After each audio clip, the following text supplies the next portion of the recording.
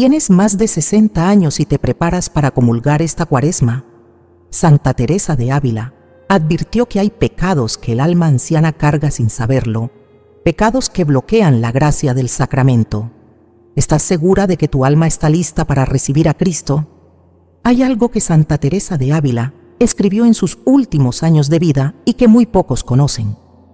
Algo que ella misma confesó haber descubierto no en los libros, sino en las profundidades de la oración contemplativa, en esos momentos en que el alma queda suspendida ante Dios y ve con una claridad que el mundo ordinario no puede ofrecer. Teresa advirtió que existe una categoría de pecados especialmente peligrosos para las almas que han vivido muchos años en la fe. No son los pecados escandalosos ni los crímenes visibles. Son pecados silenciosos, pecados que se han instalado en el alma con la misma naturalidad con que el polvo se asienta sobre un altar olvidado. Y precisamente por eso son los más difíciles de confesar, porque ya no duelen, porque ya parecen parte de uno mismo. Esta Cuaresma, si tienes más de 60 años y te dispones a comulgar, lo que escucharás en este video puede cambiar la disposición de tu alma para siempre. Pero hay algo más. Al final de este video revelaremos la advertencia más íntima que Santa Teresa dejó escrita para las almas mayores. Una advertencia que sus propias hermanas del Carmelo guardaron en silencio durante siglos, porque consideraron que era demasiado poderosa para entregarla a quien no estuviera verdaderamente preparada. Y no podrás entenderla ni recibirla en tu corazón si no has escuchado todo lo que viene antes, porque cada revelación que se abre en este video es una llave, y necesitas todas las llaves para abrir la última puerta. Tu alma lleva años esperando este momento. Existe una pregunta que Santa Teresa de Ávila se hacía en silencio cada vez que se acercaba al altar.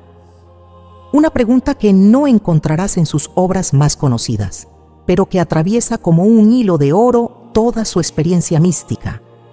Y esa pregunta era esta: ¿está mi alma verdaderamente limpia o simplemente está acostumbrada? Hay una diferencia enorme entre estas dos cosas. Un alma limpia es un alma que ha mirado hacia adentro con honestidad, que ha llevado sus sombras a la luz del confesionario y que se acerca a la Eucaristía con la humildad de quien sabe que no merece lo que está a punto de recibir. Pero un alma acostumbrada es algo muy distinto. Es un alma que lleva décadas comulgando, que conoce los gestos, las oraciones, los tiempos de la misa, pero que en algún momento dejó de preguntarse si por dentro todo seguía en orden. Y Teresa sabía, porque Dios mismo se lo había mostrado en oración, que este segundo tipo de alma era el más vulnerable de todos, no porque fuera malvada, sino precisamente porque era buena, o al menos lo creía. Piénsalo un momento. Si llevas más de 60 años de vida, y tal vez 50 de ellos yendo a misa, rezando el rosario, cumpliendo con tus obligaciones religiosas, es muy probable que en algún lugar de tu alma exista una zona que ya no examinas. Una zona que diste por saneada hace mucho tiempo. Una zona donde se han ido acumulando, sin que lo notaras, pequeñas deudas espirituales que el tiempo no borra, sino que solidifica. Santa Teresa lo describió en sus escritos con una imagen que es imposible olvidar. Dijo que el alma que se acostumbra a comulgar sin examinarse se parece a una habitación que se limpia siempre por encima, barriendo el polvo visible hacia los rincones, sin mover nunca los muebles, sin abrir nunca los armarios. Por fuera, la habitación parece limpia.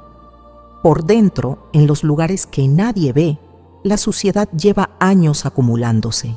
Y entonces llega la Cuaresma. La Cuaresma no es solo una temporada litúrgica. Para Teresa era el momento en que Dios mismo tomaba la escoba y comenzaba a mover los muebles. Era el tiempo en que la misericordia divina se volvía más activa, más insistente, más dispuesta a entrar en los rincones que el alma había sellado por comodidad o por miedo. Y por eso mismo, la Cuaresma exigía una preparación diferente. No la preparación de quien cumple un trámite, sino la preparación de quien sabe que está a punto de encontrarse con alguien infinitamente grande en un espacio íntimo e irrepetible. ¿Qué ocurre cuando un alma que no está verdaderamente preparada recibe la comunión? Esta es una pregunta que muchas personas mayores nunca se han atrevido a formular en voz alta porque la respuesta da miedo. Y sin embargo, es una pregunta que la Iglesia ha respondido con claridad desde los tiempos de San Pablo, y que Santa Teresa vivió con una intensidad que la dejó postrada durante días enteros. No se trata de condenación, no se trata de que Dios rechace al alma o la castigue en ese instante. Se trata de algo más sutil y más profundo. Se trata de que la gracia del sacramento no puede desplegarse completamente en un alma que no ha hecho espacio. Como la lluvia que cae sobre tierra endurecida, el agua no penetra, se escurre por la superficie y se pierde. El alma recibe a Cristo, sí, pero no puede absorber todo lo que Él viene a dar, porque hay capas de pecado no confesado, de heridas no entregadas, de orgullo no reconocido que actúan como una corteza impenetrable. Y aquí es donde el dolor se vuelve más agudo. Porque estas mujeres que llevan décadas sirviendo a Dios, criando hijos en la fe, rezando por sus familias, cuidando a sus enfermos, han invertido toda una vida en su relación con Cristo. Y la posibilidad de que esa relación haya tenido, sin saberlo, una grieta no reparada, es un pensamiento que puede resultar devastador. Pero Teresa no lo traía para devastar, lo traía para liberar, porque si hay una grieta, puede sellarse. Si hay polvo en los rincones, puede limpiarse. Si hay pecados que llevan años sin ser llevados al confesionario, esta Cuaresma es el momento exacto en que la misericordia de Dios está más dispuesta a recibirlos. Lo que viene en los bloques siguientes no es una lista fría de faltas morales. Es algo mucho más cercano, mucho más personal. Son los 5 pecados que Santa Teresa identificó como los más comunes, los más invisibles y los más peligrosos en las almas que han vivido mucho tiempo en la fe. Pecados que no se sienten como pecados. Pecados que han encontrado la manera de parecer virtudes. Pecados que llevan tanto tiempo dentro que ya forman parte del paisaje interior del alma. Y el primero de ellos, el que Teresa mencionó con más frecuencia en sus escritos, el que ella misma confesó haber cargado durante años sin reconocerlo como lo que era, tiene que ver con algo que probablemente llevas guardado en el corazón desde hace mucho tiempo, algo que en su momento te lastimó profundamente, algo que quizás creíste haber perdonado, algo que, sin embargo, en ciertos momentos todavía duele. Santa Teresa de Ávila no habló de los peligros del alma en pecado desde la teoría. No los aprendió en un libro de teología, ni los escuchó en un sermón de juventud. Los vio. Con esa claridad particular que Dios concede a las almas contemplativas en los momentos más altos de la oración, Teresa vio lo que el pecado no confesado hace al alma que se acerca a recibir la Eucaristía. Y lo que vio la marcó de tal manera que dedicó páginas enteras de sus escritos a advertir a sus hermanas carmelitas sobre este peligro. Ella describió una visión que tuvo durante una de sus oraciones de quietud, ese estado en que el alma queda suspendida entre el mundo visible y la presencia de Dios.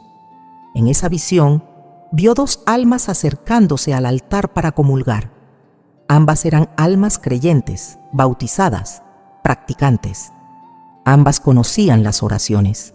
Ambas se habían preparado externamente con sus ayunos y sus devociones, pero por dentro eran profundamente distintas. El alma que había pasado por el confesionario con sinceridad irradiaba, según las palabras de Teresa, una luz que ella comparó con el cristal limpio cuando el sol lo atraviesa de lleno. No era una luz propia, era la luz de Dios filtrándose sin obstáculos a través de un alma transparente. Y cuando esa alma recibió la comunión, Teresa describió algo que le hizo derramar lágrimas. Vio cómo Cristo y el alma se fundían en un abrazo que no tenía palabras humanas suficientes para describirlo. Una unión completa, sin barreras, sin distancia. La segunda alma era diferente. Y aquí es donde la visión se vuelve más incómoda, más necesaria, más urgente para quienes llevan décadas en la fe sin hacer un examen profundo. Esta segunda alma también se acercó al altar, también extendió las manos, también recibió la hostia con los gestos correctos, con el recogimiento exterior que todos los presentes podían ver. Pero Teresa describió su interior como una habitación con las ventanas tapiadas. Había vida dentro, sí, había fe, había devoción genuina, había amor real a Dios. Pero también había zonas oscuras, zonas selladas, zonas donde la luz no podía entrar porque el alma misma había puesto el cerrojo sin darse cuenta, y Cristo entraba, pero no podía desplegarse, no podía iluminar lo que estaba cerrado, no podía sanar lo que no había sido entregado. Teresa lloró también ante esta segunda visión, pero no lloró de horror ni de juicio, lloró de compasión, porque entendió que ese alma no era malvada. Era un alma que amaba a Dios a su manera, con sus límites, con sus miedos, con sus años de vida acumulados. Pero era un alma que sin saberlo, estaba privándose de la plenitud de la gracia que la Eucaristía quería darle. Ahora bien, ¿cómo llega un alma a ese estado?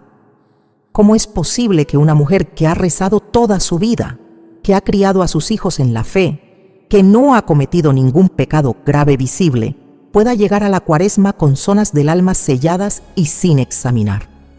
La respuesta está en algo que Teresa llamó los pecados de la costumbre.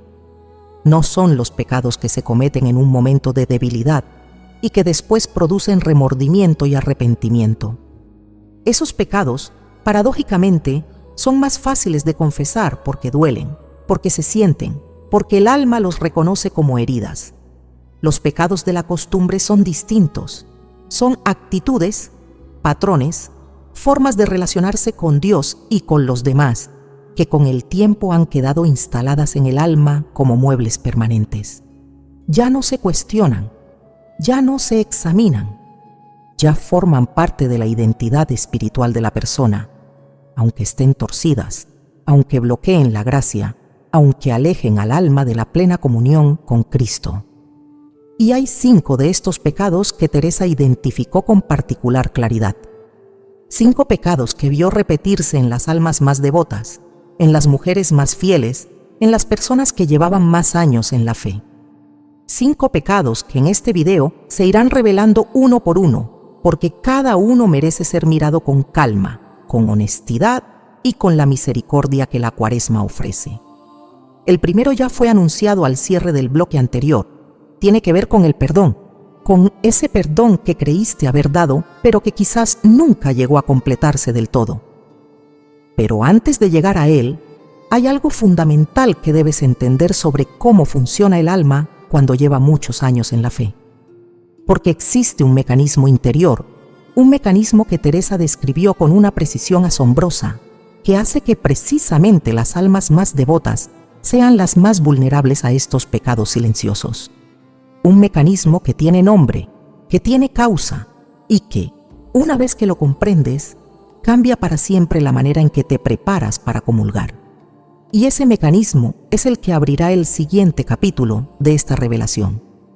Hay una pregunta que Santa Teresa hacía a sus novicias cuando las veía llegar al confesionario, con una lista ordenada de faltas pequeñas, pero sin tocar nunca ciertos temas. Una pregunta sencilla, casi suave, pero que según las crónicas del Carmelo, dejaba a muchas de ellas sin palabras durante largos minutos. La pregunta era esta: ¿hay alguien a quien digas que has perdonado, pero cuyo nombre todavía te pesa cuando lo escuchas? No hace falta que la respuesta llegue en voz alta. Basta con que algo se haya movido por dentro al leer esa pregunta. Porque ese movimiento, ese pequeño peso que aparece cuando se menciona un nombre o se recuerda una situación, es exactamente lo que Teresa identificó como el primer y más frecuente de los pecados ocultos en las almas mayores.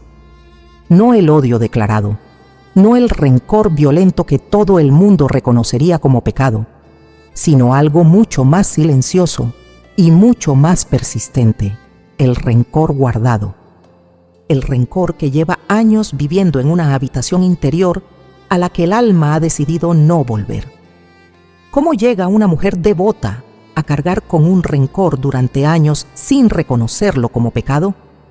La respuesta está en la manera en que el perdón se aprende en la cultura católica tradicional.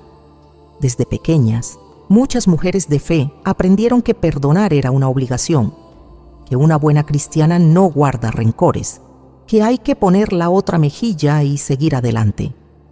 Y así, cuando llegaba una herida grande, una traición, un abandono, una injusticia cometida por alguien cercano, el alma aprendía a hacer algo muy particular. Declaraba el perdón en voz alta, lo afirmaba en la oración, lo comunicaba a los demás, y luego cerraba la puerta de esa habitación y echaba el cerrojo. Eso no es perdonar, eso es enterrar, y lo enterrado no desaparece, fermenta. Teresa lo sabía porque ella misma había pasado por ello.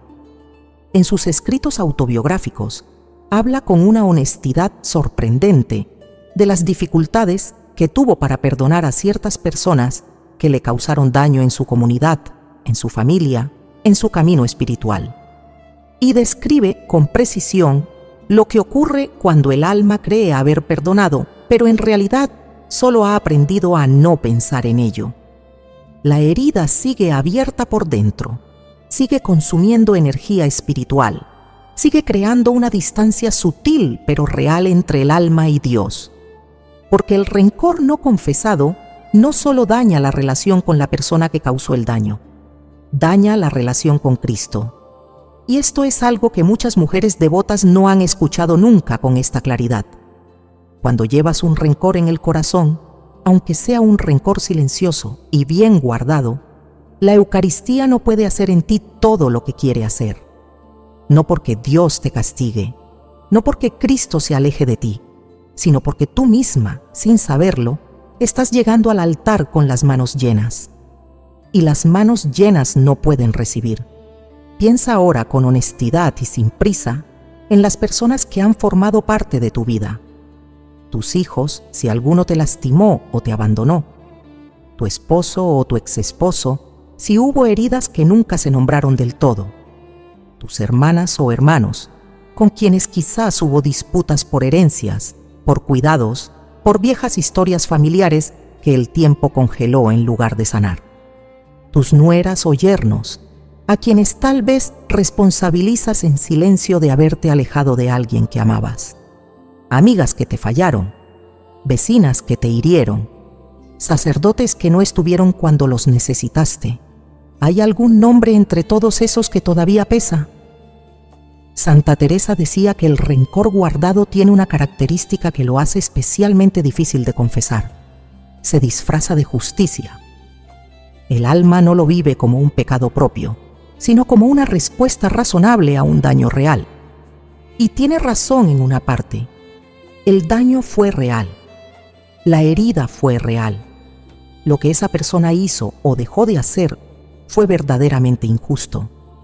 Pero el rencor que quedó instalado después ya no es una respuesta al daño, es una cadena. Una cadena que ata al alma a ese momento pasado y le impide avanzar hacia la libertad que Cristo quiere darle. Y esta Cuaresma, esa cadena puede romperse. La confesión no te pide que digas que lo que te hicieron estuvo bien. No te pide que finjas que no dolió. No te pide que busques a esa persona y le abraces si no estás en condiciones de hacerlo. La confesión te pide solamente que reconozcas ante Dios que has guardado ese peso, que lo has llevado contigo al altar sin entregárselo y que ahora estás dispuesta a ponerlo en sus manos. Eso es todo, y eso lo cambia todo. Pero hay algo que Teresa añadía siempre a esta enseñanza. Algo que dejó escrito como una advertencia para las almas que creían haber resuelto el problema del rencor, pero seguían sintiendo esa distancia interior con Dios. Algo que apunta no hacia afuera, hacia los demás, sino hacia adentro, hacia una forma de orgullo tan refinado que muchas almas devotas ni siquiera saben que lo tienen. Ese es el segundo pecado oculto. y es posiblemente el más sorprendente de los 5, porque se esconde precisamente detrás de las cosas más santas de tu vida. Hay un tipo de orgullo que no se parece en nada al orgullo que todos conocemos. No es el orgullo del poderoso que desprecia a los demás, ni la vanidad del que presume de sus bienes o de su apariencia. Es un orgullo mucho más sutil, mucho más difícil de detectar, y precisamente por eso mucho más peligroso para el alma que lleva años caminando en la fe. Santa Teresa de Ávila lo llamó la soberbia espiritual, y dedicó algunos de los párrafos más incisivos de sus escritos a describirla, a desenmascararla y a advertir que era uno de los mayores obstáculos para la verdadera unión con Dios. ¿En qué consiste? En creer, de manera inconsciente pero firme, que los años de devoción te han colocado en un lugar espiritual superior al de los demás. No es algo que se diga en voz alta. Nadie que padezca este pecado lo formularía así, ni siquiera para sí mismo. Pero aparece en momentos muy concretos y muy reconocibles. Aparece cuando escuchas hablar a alguien de su fe y piensas, sin decirlo, que esa persona todavía no entiende lo que tú ya sabes. Aparece cuando ves a alguien cometer un error moral y sientes no solo tristeza por él, sino una distancia, una separación interior, como si entre esa persona y tú hubiera una brecha que los años de fidelidad religiosa han abierto. Aparece cuando te cuesta trabajo recibir una corrección espiritual, incluso de tu sacerdote, porque en algún lugar interior sientes que ya has llegado a un nivel de entendimiento que va más allá de lo que te pueden enseñar. Teresa conocía este pecado desde adentro. Lo describe en su autobiografía con una humildad que resulta conmovedora. Habla de los años en que creyó estar avanzando espiritualmente, mientras en realidad estaba construyendo, ladrillo a ladrillo, una imagen de sí misma como mujer santa que la alejaba de la verdadera santidad. Porque la verdadera santidad, según Teresa, no acumula méritos propios, los entrega. No construye una imagen interior de perfección, la desmonta. Y aquí está el núcleo de este segundo pecado oculto. La soberbia espiritual se alimenta precisamente de las cosas buenas que has hecho. Se alimenta de tus años de misa, de tu rosario diario, de tus ayunos, de tu servicio a la iglesia, de tu fidelidad en momentos difíciles. Toma todo eso, que en sí mismo es hermoso y verdadero, y lo convierte en moneda de un orgullo tan refinado que parece virtud. ¿Cómo se manifiesta esto en la vida cotidiana de una mujer mayor, devota, que lleva décadas en la fe? Se manifiesta en el juicio silencioso sobre los hijos que se alejaron de la iglesia.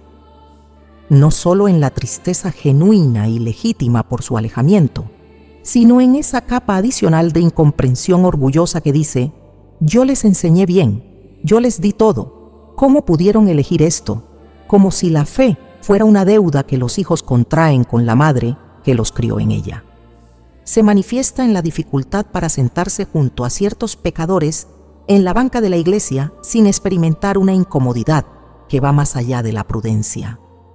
Una incomodidad que en el fondo dice: ellos no merecen estar aquí de la misma manera que yo. Se manifiesta en la resistencia a cambios en la liturgia, en las costumbres parroquiales, en las formas de orar, no solo por amor genuino a la tradición, que puede ser perfectamente legítimo, sino mezclado con una convicción de que la manera en que tú aprendiste a relacionarte con Dios es la manera correcta y que cualquier variación es una amenaza. Y se manifiesta de forma tal vez más íntima y más dolorosa en la oración misma. En esa sensación, a veces tan arraigada que ya ni se nota, de que Dios te debe algo, de que después de tantos años de fidelidad, de tanto sacrificio, de tanta entrega, Dios tiene una deuda contigo. Y cuando la vida no responde a eso, cuando la enfermedad llega, cuando el hijo no vuelve, cuando la vejez trae sus dolores sin que parezca haber recompensa visible, aparece una amargura que en realidad es la soberbia espiritual mostrando su verdadero rostro. Teresa advirtió que este pecado es especialmente frecuente en mujeres mayores, precisamente porque han tenido más tiempo para construirlo. Cada año de devoción, si no va acompañado de un examen humilde, puede añadir un ladrillo más a esa muralla invisible. Y cuando el alma llega a la Eucaristía cargando esa muralla, Cristo puede entrar, pero no puede derribarla sin el consentimiento del alma. Y el alma que no reconoce la muralla no puede dar ese consentimiento. La buena noticia, la que Teresa quería que sus hermanas y que tú escuches con toda la claridad posible, es que la soberbia espiritual se deshace con una sola cosa: el reconocimiento honesto. No hace falta una penitencia extraordinaria ni una transformación espectacular.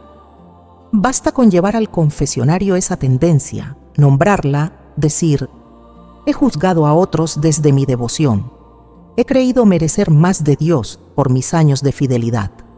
He construido una imagen de mí misma como buena cristiana que en ocasiones ha pesado más que la realidad de mi alma.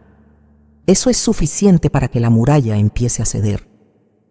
Pero hay un tercer pecado oculto que Teresa identificó como el compañero inseparable de la soberbia espiritual. Un pecado que no se ve desde afuera porque se esconde en la rutina más sagrada. Un pecado que afecta directamente a la calidad de tu oración, a la profundidad de tu relación con Dios, y que con el tiempo puede vaciar de contenido real toda tu vida espiritual exterior, dejando solo la forma sin la sustancia. Y ese pecado tiene que ver con algo que posiblemente haces todos los días. Santa Teresa de Ávila dijo una vez algo que sus contemporáneos encontraron desconcertante y que hoy, siglos después, sigue siendo una de sus advertencias más necesarias. Dijo que el mayor peligro para un alma devota no es dejar de rezar, sino seguir rezando sin estar presente. Detente un momento en esa idea, porque es probable que describes tu vida espiritual con estas palabras: rezo el rosario todos los días, voy a misa, hago mis oraciones de la mañana y de la noche. Y todo eso es verdad. Y todo eso es valioso. Pero Teresa haría una segunda pregunta, más incómoda que la primera. Cuando rezas, ¿estás tú ahí? No tu voz, no tus labios moviéndose con las palabras aprendidas desde la infancia. Tú, tu corazón, tu atención, tu presencia interior real ante Dios. Porque existe una forma de abandono de la oración que no consiste en dejar de rezar, sino en seguir rezando desde la ausencia. El cuerpo está arrodillado, los labios se mueven, el rosario avanza entre los dedos, pero la mente está en la lista de la compra, en la preocupación por el hijo, en el dolor de la rodilla, en lo que dijo la vecina ayer. Y el alma, aunque está físicamente en posición de oración, en realidad no está orando, está cumpliendo. Teresa llamó a esto la oración vacía, y la consideraba no solo un problema de distracción, sino una forma real de alejamiento de Dios, que cuando se vuelve crónica, cuando se instala como el modo habitual de relacionarse con lo sagrado, constituye un pecado de tibieza que el alma raramente lleva al confesionario, porque desde afuera nadie puede verlo y desde adentro ya ni se siente. ¿Cómo ocurre esto en una mujer que lleva décadas en la fe? Ocurre de manera gradual y casi imperceptible. En los primeros años de devoción, la oración tiene sabor, tiene presencia. Hay momentos de consolación espiritual, de calor interior, de esa sensación de cercanía con Dios que hace que el tiempo en oración pase sin sentirse. Pero con los años, especialmente si el alma no profundiza en su vida interior, esa consolación va disminuyendo. Y entonces ocurre algo muy humano. El alma, en lugar de buscar a Dios más allá de las consolaciones, decide quedarse en los formatos. Sigue haciendo lo mismo, a la misma hora, con las mismas palabras, porque eso es lo que sabe hacer. Pero el encuentro real con Dios se ha ido adelgazando hasta volverse casi invisible. Y lo más doloroso de este proceso es que el alma que lo vive raramente lo identifica como un problema espiritual. Lo vive como cansancio, como vejez, como dispersión mental propia de los años. Dice: es que ya no me concentro como antes, es que la cabeza ya no me da. y en parte puede ser verdad. Pero Teresa señalaba que detrás de esa explicación muchas veces se esconde algo más. El alma ha dejado de querer el encuentro. Ha dejado de desear a Dios con la misma hambre de los primeros tiempos. Y esa pérdida del deseo, cuando no se reconoce y no se lleva a la oración misma como una herida honesta, se convierte en el tercer pecado oculto. ¿Qué hacer con esto? Teresa tenía una respuesta que sorprende por su sencillez. Vuelve a la oración desde la honestidad. No finjas que todo está bien. No intentes forzar una devoción que ya no sientes con la misma intensidad. En cambio, lleva a la oración exactamente eso: tu sequedad, tu distracción, tu cansancio, tu sensación de que Dios está lejos. Ponlo sobre el altar, en lugar de la oración perfecta que ya no puedes dar. Porque Teresa enseñaba que Dios prefiere la honestidad de un alma que se presenta vacía sobre la perfección de una oración que en realidad no viene del corazón. Y en el confesionario esto también tiene un lugar.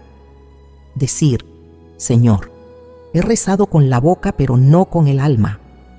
He cumplido los formatos de la devoción, pero he perdido el deseo de encontrarte de verdad en ellos. Es una confesión que pocas personas mayores han hecho, no porque no sea verdad, sino porque nadie les ha dicho que eso también se confiesa. Ahora se lo estás diciendo, Teresa, pero hay algo que convierte este tercer pecado en el puente hacia el cuarto. Porque cuando el alma pierde la profundidad de la oración, cuando la relación con Dios se vuelve formal y superficial, comienza a buscar inconscientemente otras fuentes de vida espiritual. Y una de las más poderosas, una de las que más energía consume en las comunidades de mujeres devotas, es también una de las más difíciles de reconocer como pecado, porque se disfraza de preocupación, de información, de simple conversación entre personas que se conocen bien, pero tiene otro nombre. Y ese nombre lo pronunció Teresa con una claridad que sus hermanas carmelitas recordaron durante generaciones. Existe en muchas comunidades parroquiales, en muchos grupos de oración, en muchas reuniones de mujeres devotas, una práctica tan extendida y tan normalizada que nadie la piensa dos veces. Se llama de muchas maneras: poner al tanto, comentar lo que pasa, preocuparse por los demás, hablar de lo que uno ve. Pero Santa Teresa de Ávila tenía un nombre más preciso para describirla cuando se cruzaba la línea invisible que separa la caridad del juicio: la murmuración. Y la consideraba uno de los venenos más activos en la vida espiritual de las mujeres devotas.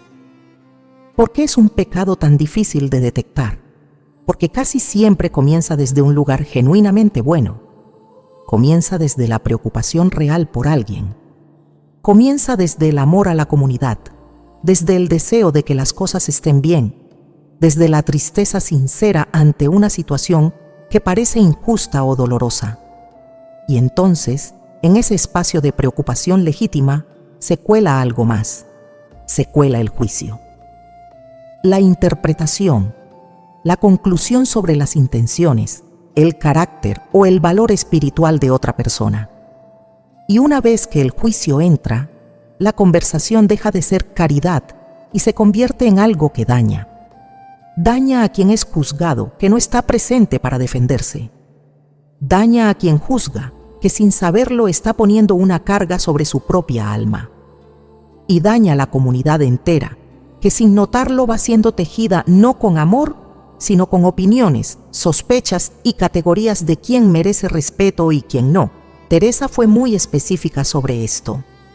Escribió que la mujer que habla mal de otra, aunque lo haga con voz suave y con expresión de tristeza, aunque lo envuelva en oraciones de intercesión y en deseos de que esa persona mejore, está cometiendo un pecado real que necesita ser reconocido y confesado.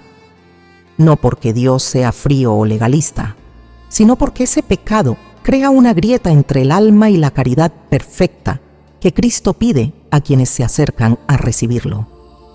Piensa en las conversaciones de los últimos meses, no en las grandes acusaciones ni en las peleas abiertas, en las conversaciones cotidianas, en los comentarios al salir de misa, en las llamadas telefónicas con amigas de confianza, en las reuniones familiares.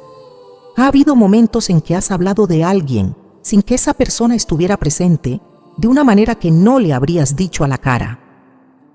Ha habido momentos en que has emitido un juicio sobre la fe de alguien, sobre sus decisiones morales, sobre su manera de relacionarse con Dios o con su familia, con la autoridad tranquila de quien sabe cómo deberían ser las cosas. Si la respuesta es sí, no estás sola. Según Teresa, este es el pecado más universal entre las almas devotas mayores, precisamente porque el largo recorrido espiritual da una perspectiva que, cuando no está purificada por la humildad, se convierte en tribunal. Y aquí está la paradoja que Teresa señalaba con especial fuerza. Cuanto más años llevas en la fe, más autoridad sientes para juzgar a quienes tienen menos años, menos constancia o menos fidelidad visible que tú. La experiencia espiritual que debería producir compasión, produce en cambio, cuando la soberbia espiritual del bloque anterior no ha sido limpiada, una capacidad creciente para clasificar a los demás. Ese hijo que no va a misa, esa nuera que no educa a los nietos en la fe, esa vecina que se volvió a casar después del divorcio, ese sacerdote que predica de una manera que a ti no te parece suficientemente sólida, ese grupo de la parroquia que hace las cosas de forma diferente a como se hacían antes. Todos ellos han pasado en algún momento por el tribunal interior de tu corazón, y en ese tribunal tú has ejercido de juez, no con malicia, con convicción, y eso es precisamente lo que lo hace tan difícil de confesar. Teresa enseñaba que el antídoto para este pecado no es callarse por disciplina externa, ni forzarse a decir cosas amables sobre personas que uno juzga internamente. El antídoto es más profundo. Es recordar cada vez que la tentación del juicio aparece, que tú misma estás parada ante el mismo tribunal en el que estás colocando a los demás, que tú también tienes zonas oscuras que otros no ven, que tú también estás en camino todavía, aunque lleves décadas andando. Y cuando esa memoria funciona, el juicio no desaparece de golpe, pero cambia de naturaleza. En lugar de sentencia se vuelve oración. En lugar de condena, se vuelve intercesión. En lugar de distancia, se vuelve compasión. Ese es el movimiento que la Cuaresma pide. Y ese movimiento comienza en el confesionario, con la sencilla pero valiente declaración de que has juzgado, que has murmado, que has hablado de otros de maneras que no les ayudaban, sino que te hacían sentir a ti en un lugar más seguro y más alto. Pero los pecados ocultos no terminan ahí. Hay uno más que Teresa identificó como el más íntimo de todos, el más personal, el que toca no las relaciones con los demás, sino la relación más profunda que tiene el alma, su relación con lo que ama, con lo que guarda, con lo que no quiere soltar. Y ese apego que el alma lleva con la misma naturalidad con que lleva su nombre, es el quinto pecado oculto. Y es el que más duele reconocer, porque implica mirar de frente algo que se ha amado toda la vida y preguntarse: ¿he amado esto más que a Dios? Santa Teresa de Ávila escribió en El Camino de Perfección una frase que sus novicias copiaban en sus cuadernos de oración y que hoy, leída con la experiencia de una vida larga, adquiere un peso que en la juventud es difícil de sentir del todo. La frase dice: nada te turbe, nada te espante, todo pasa, Dios no se muda. Es una frase hermosa, conocida por millones de personas. Pero lo que pocas saben es que Teresa la escribió después de haber pasado por uno de los periodos más dolorosos de su vida interior, un periodo en que Dios mismo le fue mostrando, uno por uno, todos los apegos que ella creía haber superado y que en realidad seguían teniendo raíces profundas en su corazón. El apego desordenado es el quinto pecado oculto. Y es el más íntimo de los 5, porque no vive en la relación con los demás, como el rencor o el juicio, ni en la relación con la propia imagen espiritual, como la soberbia. Vive en el corazón mismo del alma, en ese espacio donde guardamos lo que más amamos. Y precisamente porque lo que amamos es muchas veces bueno, porque es nuestra familia, nuestros hijos, nuestros nietos, nuestra salud, nuestra casa, nuestra manera de vivir. Es tan difícil reconocer que ese amor se ha convertido en un apego que ocupa el lugar que solo Dios debería tener.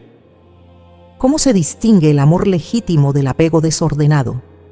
Teresa ofrecía un criterio muy concreto. Pregúntate qué pasa dentro de ti cuando aquello que amas está en peligro o cuando te lo quitan.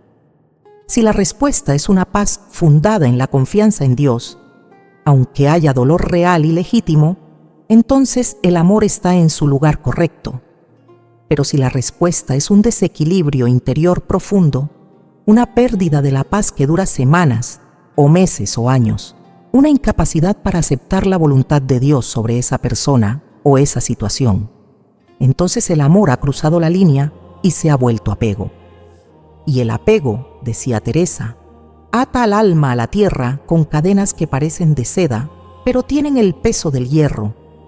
Para una mujer mayor, devota, que ha centrado su vida en su familia, este es el pecado más difícil de todos, porque toda su vida ha servido a esa familia, ha rezado por esa familia, ha sacrificado por esa familia. ¿Cómo es posible que ese amor tan generoso y tan real pueda convertirse en un obstáculo espiritual? La respuesta está en lo que ocurre cuando ese amor se vuelve posesivo. Cuando el hijo adulto toma decisiones que la madre no aprueba y la madre no puede descansar, no puede orar con paz, no puede aceptar que ese hijo tiene su propio camino ante Dios. Cuando la salud comienza a deteriorarse y el alma se instala en el miedo y en la resistencia, incapaz de entregarle a Dios su propio cuerpo con la confianza de quien sabe que está en buenas manos. Cuando la situación económica cambia y la seguridad material que se ha construido durante décadas comienza a tambalear, y el alma descubre que había puesto en esa seguridad una parte de la fe que solo le corresponde a Dios. Teresa describió este proceso como el alma que dice amar a Dios sobre todas las cosas, pero que en la práctica, cuando se mide por sus reacciones más honestas, ama a Dios justo por debajo de aquello que no puede soltar. No es hipocresía, es humana fragilidad, pero es también un pecado que necesita ser reconocido y llevado a la confesión. ¿Qué significa confesar el apego desordenado? No significa dejar de amar a los hijos. No significa volverse indiferente a la salud o a la familia. Significa decirle a Dios en el confesionario: Señor, he amado estas cosas con un amor que a veces ha sido más grande que mi amor por ti. He buscado en mis hijos, en mi salud, en mi seguridad, una paz que solo tú puedes dar. He colocado en criaturas una esperanza que solo te pertenece a ti. Y eso me ha alejado de la libertad interior que la Eucaristía quiere darme. Esa confesión, sencilla pero profunda, abre en el alma un espacio que tal vez lleva años cerrado. Y en ese espacio, la gracia del sacramento puede por fin desplegarse de manera completa.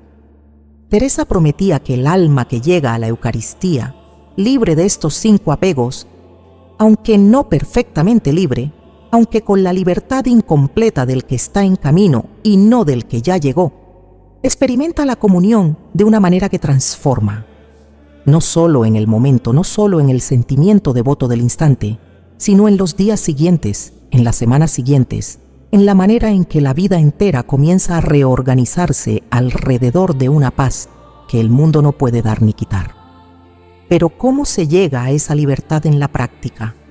¿Cómo prepara el alma concretamente en estos días de Cuaresma para presentarse ante el confesonario y ante el altar con la disposición que Teresa describe? Eso es precisamente lo que viene ahora, y es la parte más práctica, más concreta y más esperanzadora de todo lo que Teresa dejó escrito sobre la preparación para comulgar. Una guía paso a paso, nacida de su experiencia mística, que cualquier mujer de fe puede seguir en su casa, en su oración, en su vida ordinaria, antes de acercarse al sacramento.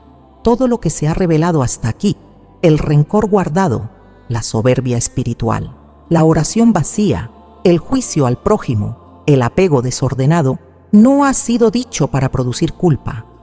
ha sido dicho para producir libertad, porque Santa Teresa de Ávila sabía, con la certeza que solo da la experiencia mística, que el alma que ve sus cadenas puede empezar a romperlas, y el alma que no las ve sigue caminando hacia el altar con el peso de lo que no ha entregado, sin entender por qué la gracia no llena como debería llenar.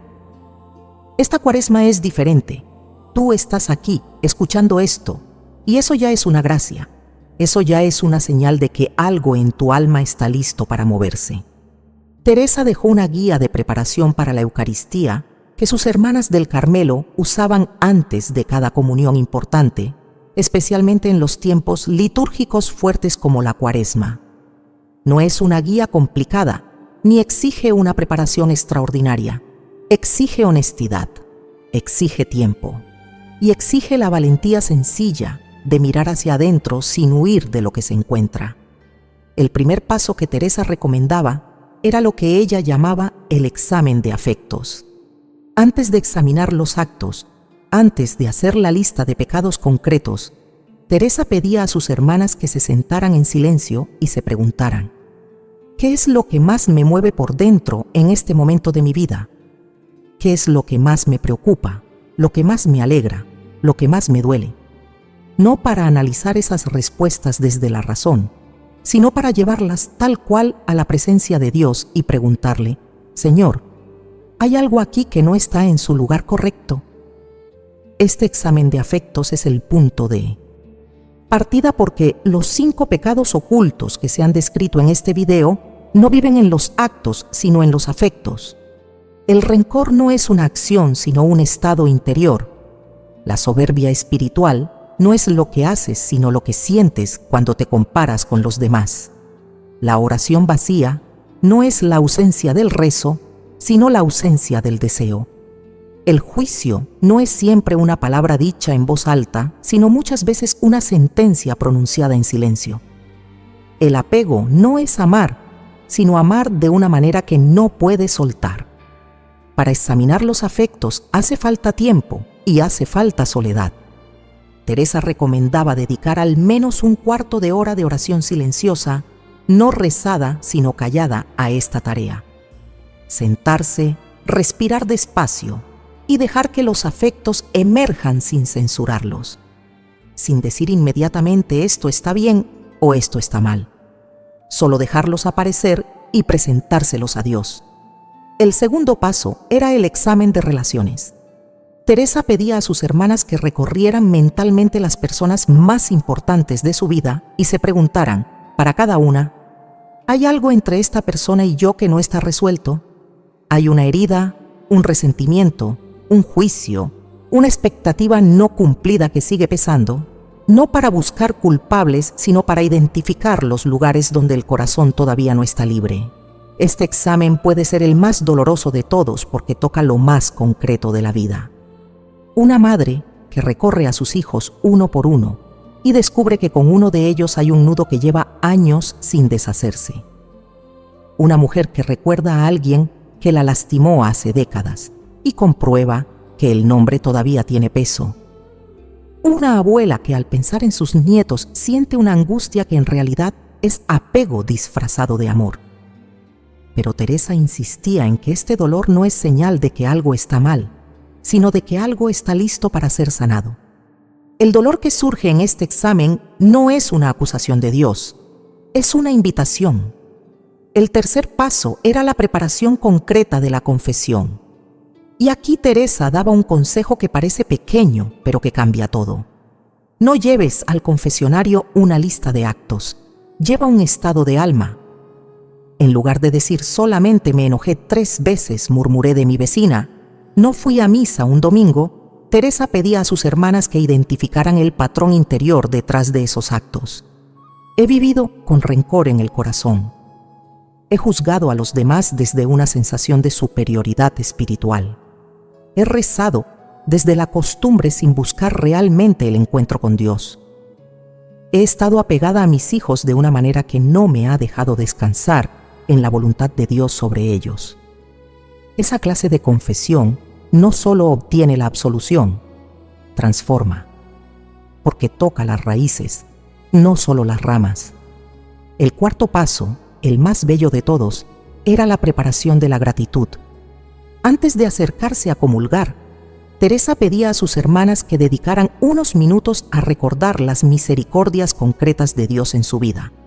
No en general, sino en particular. Momentos específicos en que Dios había estado presente, aunque no fuera reconocido en el momento. Gracias recibidas que con el tiempo habían demostrado ser exactamente lo que el alma necesitaba, aunque en el instante hubieran parecido ausencias o silencios.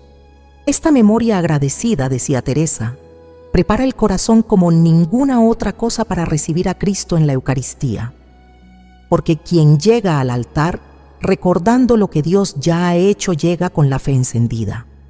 Y la fe encendida es el suelo más fértil para que la gracia del sacramento eche raíces profundas. Esta Cuaresma, con estos 4 pasos, tu alma puede presentarse ante el confesionario y ante el altar de una manera que quizás nunca antes había experimentado.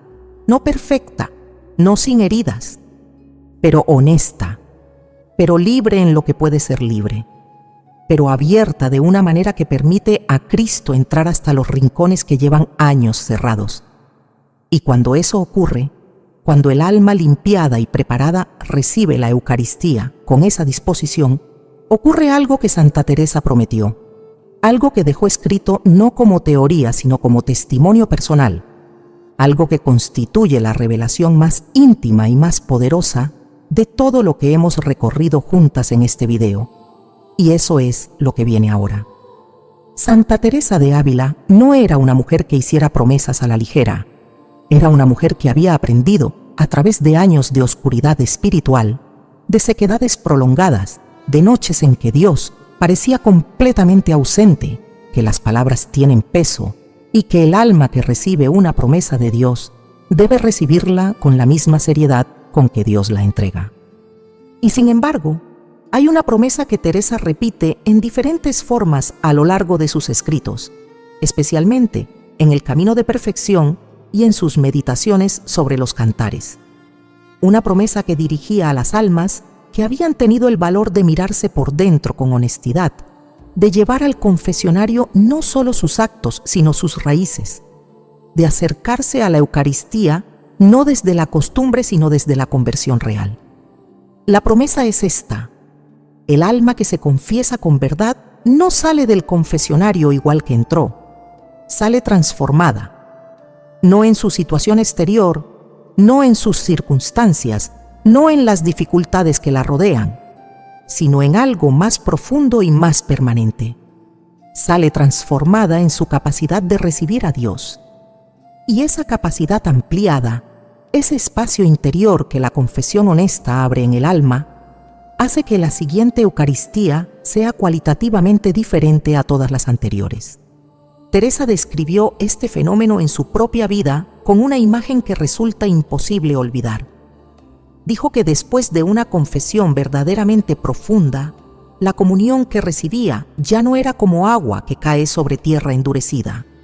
Era como agua que cae sobre tierra recién labrada, porosa, abierta, lista para absorber hasta la última gota.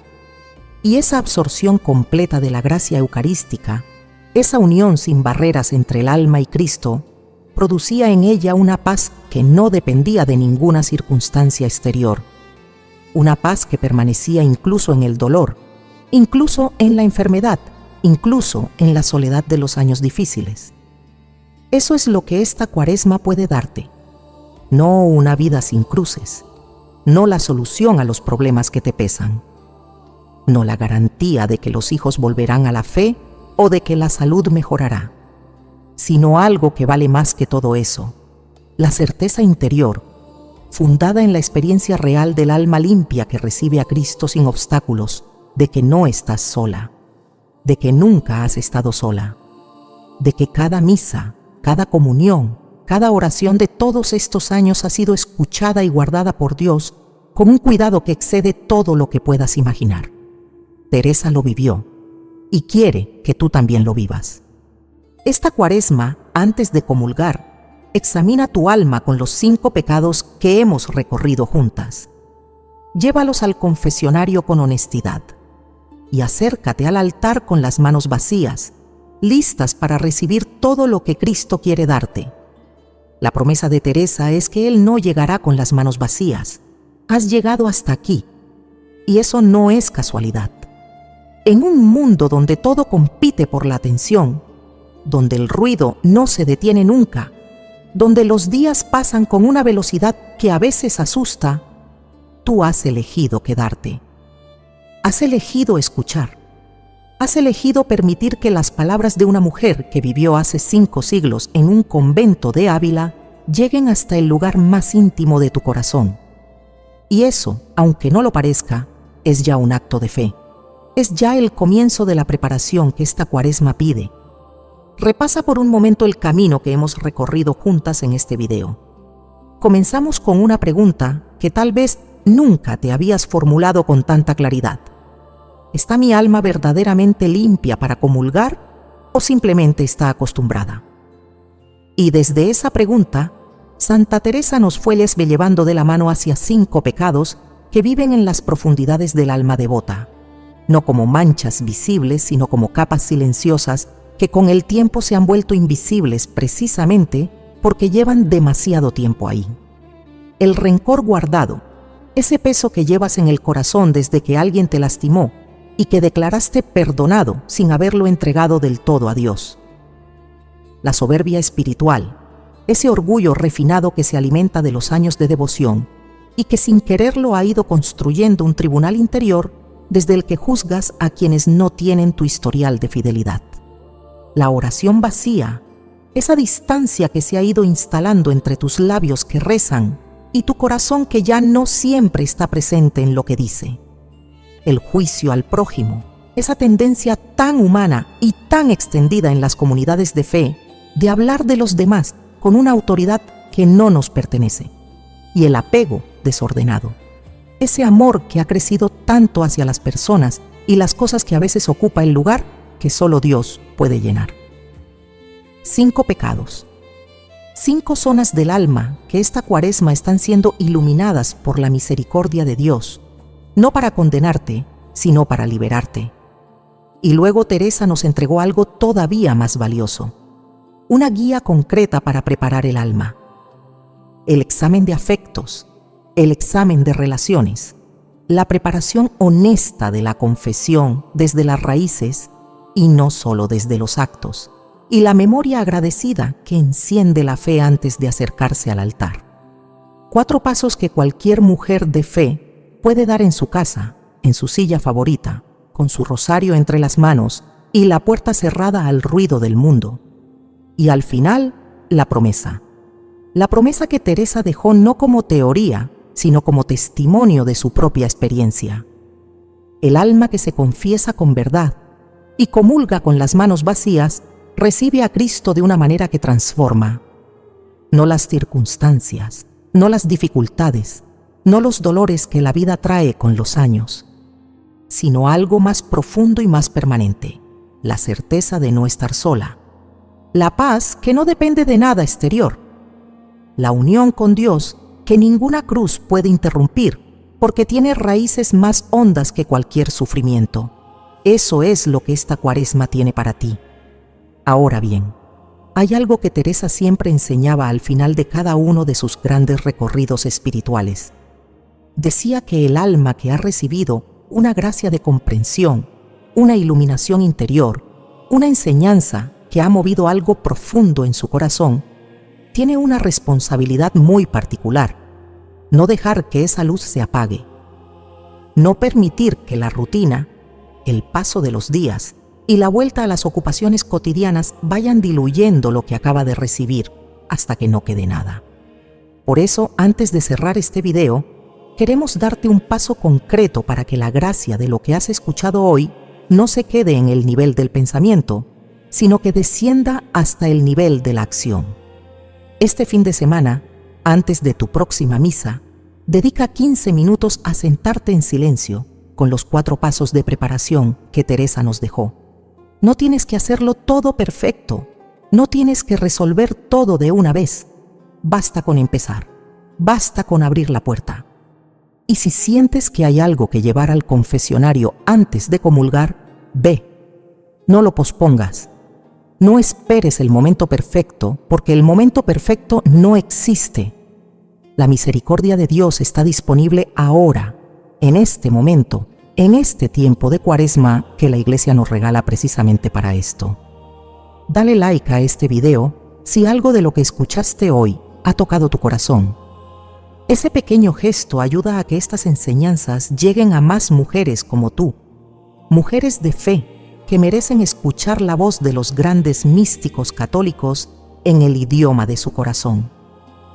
Suscríbete a este canal si quieres que Santa Teresa y otros grandes santos sigan acompañando tu camino espiritual semana a semana. Y ahora, antes de despedirnos, queremos invitarte a continuar este camino de Cuaresma con una revelación que complementa profundamente todo lo que hemos recorrido hoy. Porque Santa Teresa no solo habló de la preparación del alma viva para recibir a Cristo, también habló de los seres queridos que ya partieron, de los que están en el camino de purificación, de lo que ellos necesitan de nosotros en este tiempo sagrado y de lo que nos piden desde el otro lado con una urgencia que muchas veces no sabemos escuchar. En el video anterior de este canal titulado Santa Teresa revela, lo que tu ser querido fallecido te ruega durante la Cuaresma, Teresa abre una de las revelaciones más íntimas y más consoladoras que Dios le concedió en oración. Una revelación sobre el vínculo que no rompe la muerte, sobre lo que los difuntos necesitan de las oraciones de quienes los amaron, y sobre las gracias específicas que este tiempo de Cuaresma activa para las almas del purgatorio. Si tienes en el corazón a alguien que ya no está, si llevas su recuerdo en cada misa, si rezas por él o por ella, sin saber muy bien si esas oraciones llegan, ese video fue hecho para ti. No lo dejes pasar. Y ahora, para cerrar este tiempo que hemos compartido, recibe esta bendición que Teresa dirigía a las almas que habían tenido el valor de mirarse por dentro con honestidad. Que la misericordia de Dios sea más grande que todo lo que has encontrado en tu corazón hoy.